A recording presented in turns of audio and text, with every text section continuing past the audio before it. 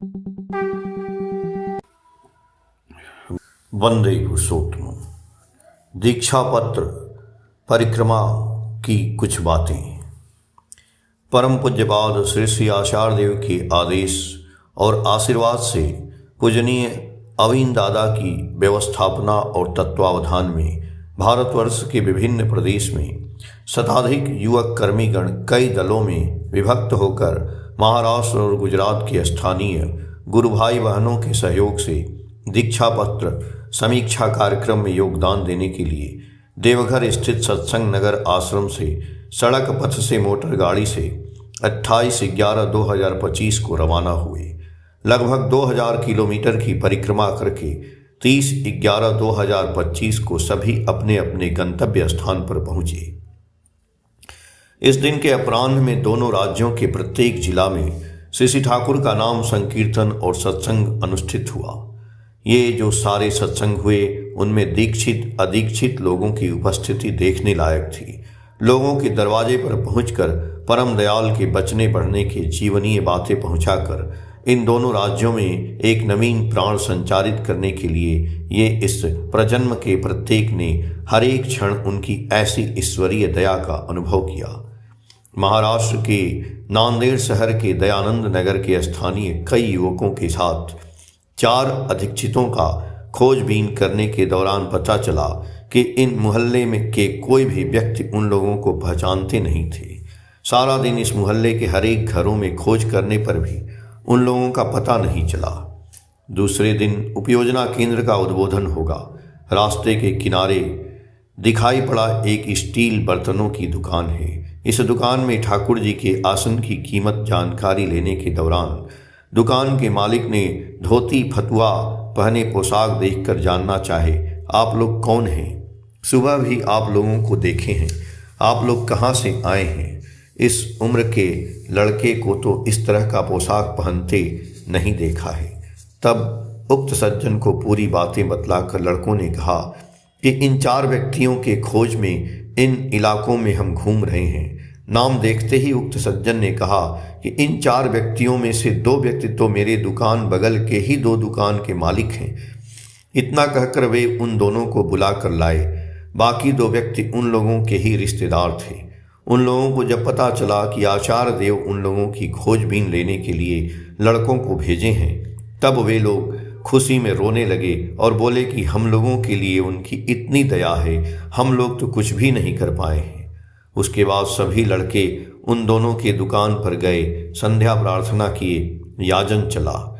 2 नई दीक्षा भी हुई। बातचीत के दौरान उन लोगों ने कहा कि जीविका की खोज में वे लोग उत्तर प्रदेश के नांदेड़ आए थे। उन लोगों के पास कुछ भी पास में नहीं था। ठाकुर जी की दीक्षा लेकर इष्टवृत्ति परायण होकर आज इस मुकाम पर पहुंचे हैं। हिंगोली जिला में वैसा कोई संपर्क नहीं था। जो लड़का वहां एक समय दीक्षा का कार्य किया था वह वर्तमान में पुणे में है। बहुत मुश्किल से फ़ोन नंबर का इंतजाम किया। वे उस जिला के सबसे बड़ा शासकीय विश्राम गृह में वीवीआईपी कक्ष में उन लोगों के रहने की व्यवस्था करवा दिए। जिला के पुलिस अधिकारी उक्त गुरु भाई के दोस्त हैं। उनके कहने पर वे अदीक्षित होने पर भी अपने पुलिस प्रशासन को काम में लगाकर स्टेगमेंट दातून के लोगों को खोजने में मदद किए। गुजरात के वलसाड जिला के संभ्रांत इलाकों में लड़के लोग इधर उधर घूम रहे थे। जिन लोगों को खोज रहे थे उन लोगों का पता नहीं चल पा रहा था। दोपहर में एक समय के बाद सभी लोग भूख प्यास से क्लांत हो गए। संध्या प्रार्थना के कुछ देर पहले बहुत दिनों पहले के एक दीक्षित एक माँ से मुलाकात हुई। वे बहुत वर्षों से एक गलत धारणा के कारण ठाकुर जी से दूर हो गई थीं। सभी लड़के उनके घर में जाकर जय गुरु कहने के साथ ही उन्होंने कहा कि तुम लोगों को देखकर ही लग रहा है कि सभी भूखे प्यासे हो। पहले कुछ खाकर पानी पियो, बाद में बातचीत होगी। इतना कहकर सभी को पानी और बतासा देकर आसपास के और कई माताओं को बुलाकर लड़कों के खाने पीने का इंतजाम की। धीरे धीरे परिवेश याजन मुखर हो उठा। श्री ठाकुर और आचार्य देव की बातें सुनकर सभी बहुत प्रभावित हुए। पूर्व दीक्षित माँ ने दूसरे दिन से इष्टवृत्ति करने का सब इंतजाम लड़कों की उपस्थिति में ही की।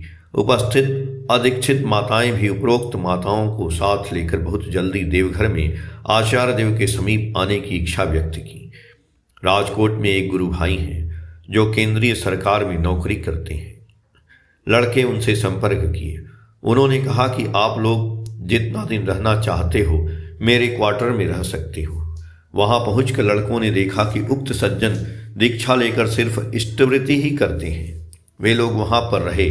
श्री श्री आचार्य देव के प्रति लड़कों की निष्ठा और प्रेम, लड़कों का व्यवहार, दैनिक गतिविधियों को देखकर 2-3 दिनों के बाद उक्त सज्जन अपने ऑफिस का काम पूरा करके और कभी कभी ऑफिस से छुट्टी लेकर दीक्षा पत्र समीक्षा कार्य में योगदान देने लगे। वर्तमान में वे उस इलाके के गुरु भाइयों को एकत्रित करके श्री ठाकुर का नाम संकीर्तन और सत्संग करते हैं। याजन इत्यादि कार्य निरंतर कर रहे हैं। इसलिए दीक्षा समीक्षा का कार्य सिर्फ विच्छिन्न गुरु भाइयों बहने को खोजना ही नहीं है, जो युक्त है उन लोगों के पारस्परिक बंधन को और भी सक्रियता के साथ सुदृढ़ बना रहे हैं। महाराष्ट्र का एक जिला है धुले। वहां लड़के लोग घूमते घूमते एक माँ के घर पहुंचे। उनको जब बतलाया गया कि आपका खोज लेने के लिए परम पूज्यपाद श्री श्री आचार्य देव देवघर से आपके पास भेजे हैं। यह बात सुनकर उक्त माँ रोते रोते बोलने लगी, पिछले वर्ष मेरे पति की मृत्यु हुई है। इसके बाद से मैं एकमात्र ठाकुर जी की दया से मैं अकेला रहती हूँ। लोगों के घर में काम काज करके अपने ससुराल का वहन कर रही हूँ। अपने 2 लड़के की पढ़ाई लिखाई भी बहुत कष्ट से करवा रही हूँ। मेरा खोज लेने वाला, मेरे मन की बातें सुनने वाला कोई नहीं है। आज ठाकुर जी मेरी प्रार्थना सुने हैं, आप लोगों को भेजे हैं। इस माँ से बहुत बातचीत हुई। उनको आसपास के गुरु भाई बहनों से परिचय करवा दिया गया। सभी लोगों ने कहा परम पूज्यपाद आचार्य देव जिस तरह से समझा कर भेजे हैं, हम लोग ठीक वैसा ही यहाँ पर काम करेंगे। सभी मिलजुल कर अब ठाकुर जी का काम करेंगे और इस माँ के परिवार और परिवेश के अन्य लोगों को लेकर देवघर आने की इच्छा व्यक्त किए। गुजरात के भावनगर जिला में लड़कों को एक परिवार से मुलाकात हुई। ये परिवार पिछले 35 वर्षों से भावनगर में रह रहे हैं। बातचीत के बाद उन लोगों ने कहा, आज तक किसी ने ये नहीं कहा है कि आचार्य देव उन लोगों को भेजे हैं। अनेक वर्ष पहले वे लोग देवघर गए थे। हम लोग पुनः देवघर जाएंगे। इसके बाद ये परिवार ने एक दिन सत्संग और नाम संकीर्तन का आयोजन किया। इस भावनगर में एक स्थानीय अदीक्षित लड़का ठाकुर जी के संबंध जानकारी लेने के लिए 12 दिनों तक लड़के लोगों के साथ घूमा एवं देवघर आकर दीक्षा लेने की इच्छा व्यक्त किया। और एक परिवार था जिनका घर हावड़ा में था। नौकरी करने के लिए पिछले 40 वर्षों से भावनगर में रह रहे हैं। इतने दिनों तक वे मनी ऑर्डर द्वारा इष्टवृत्ति भेज रहे थे। उनको ऑनलाइन इष्टवृत्ति भेजने का तरीका बतला दिया गया। जितने दिनों तक इस जिला में लड़कों ने काम किया, वे अपना काम बंद करके लड़कों के साथ घूमे हैं। अंतिम दिन 200 से भी अधिक लोगों की उपस्थिति में इनके घर पर ठाकुर जी का नाम संकीर्तन और सत्संग अनुष्ठित हुआ। उक्त भाई का घर बहुत छोटा और पुराना था। सत्संग समाप्त करके लड़कों ने उक्त भाई से कहा कि हम लोग ठाकुर जी से प्रार्थना करते हैं कि वे आपको एक सुंदर घर बनाने की क्षमता प्रदान करें। ठीक उसके दूसरे दिन उक्त भाई ने फोन करके लड़कों से रोते हुए कहा कि मैं बहुत दिनों पहले सरकारी घर के लिए आवेदन किया था, परंतु बहुत कोशिश करने के बावजूद नहीं मिला था। इतने दिनों तक मैं स्वयं को लेकर ही व्यस्त था, इसलिए मुझे नहीं मिला था। आचार्य देव आप लोगों को भेजे। पता नहीं क्यों मैं भी अपना काम छोड़कर आप लोगों के साथ घूमता रहा। पिछले दिन मेरे किराए के मकान में पहली बार सत्संग हुआ और आज थोड़ी देर पहले मुझे सरकारी घर की मंजूरी का शुभ समाचार मिला एवं पहली किस्त का रुपया भी बैंक अकाउंट में आ गया है। थाने जिला के बदलापुर इलाका के दीक्षा पत्र समीक्षा का कार्य जब हो रहा था, तब स्टैग्नेंट लिस्ट में से एक परिवार का पता चला जिनका घर एक अपार्टमेंट के 5वीं मंजिल पर था। वहां जाने पर पता चला कि लगभग 80-85 वर्ष के एक दंपत्ति उस घर में रहती हैं। उनकी 2 लड़कियां बाहर नौकरी करती हैं। ये दंपत्ति लगभग 7 महीने से घर से बाहर नहीं निकले हैं और परिवार के किसी भी लोगों से उन लोगों की मुलाकात नहीं होती है। जब उनसे लड़कों ने कहा कि हम लोगों को आचार्य देव ने आप लोगों का हालचाल लेने भेजे हैं, यह बात सुनकर वे लोग भाव विभोर होकर कुछ कह नहीं पा रहे थे। कुछ देर तक नीरवता छाई रही। कुछ देर बाद वृद्ध ने कहा, आप लोगों के आने के बाद हम लोगों को जीवित रहने की आशा मिली है। जरूरत पड़ने पर आप लोग यहाँ रहकर ही काम कर सकते हैं। लड़कों ने विनयपूर्वक कहा कि रहने का इंतजाम दूसरी जगह हो गया है। तब उन्होंने कहा, काम से जब भी आप लोगों को मौका मिलेगा तो संपर्क करेंगे। वासी इलाके में एक माँ के पति का देहांत हो गया है।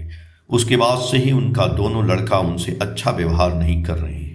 उनके पति की स्मृति घर को भी लड़कों ने बेचने की बात कर रहे हैं। घर बेच देने पर उनको रहने का कोई स्थान नहीं बचेगा।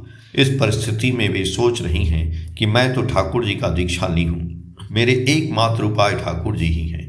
यह बात चिंतन करने के 2 दिनों के अंदर लड़के लोग उनके घर पर उपस्थित हुए। उनकी पूरी बातें सुनकर लड़कों ने उनको स्थानीय गुरु भाइयों से परिचय करवा दिया।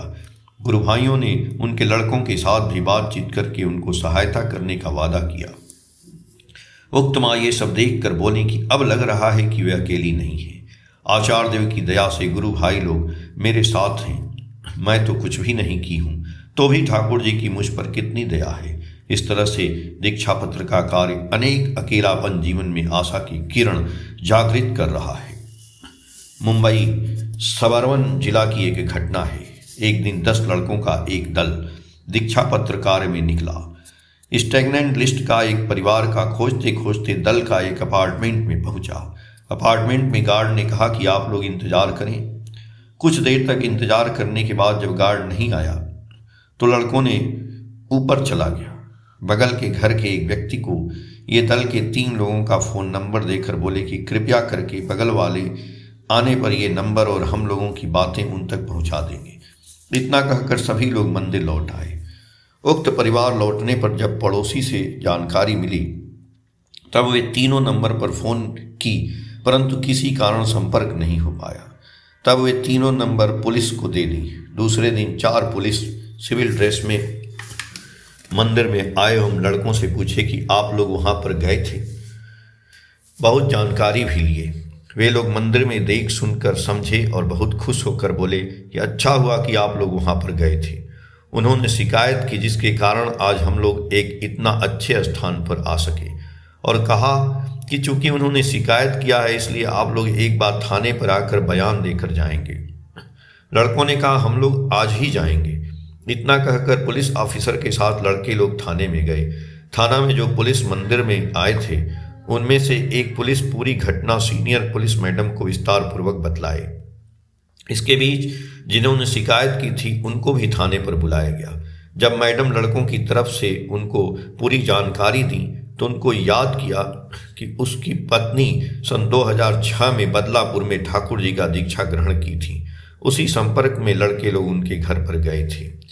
महाराष्ट्र के कोल्हापुर, सोलापुर एवं सांगली इन जिलाओं में कार्य करने के दौरान अनेक अदीक्षित लोग ठाकुर जी की बातें सुनकर अनुप्राणित होकर दीक्षा पत्र कार्य में अंश ग्रहण किए।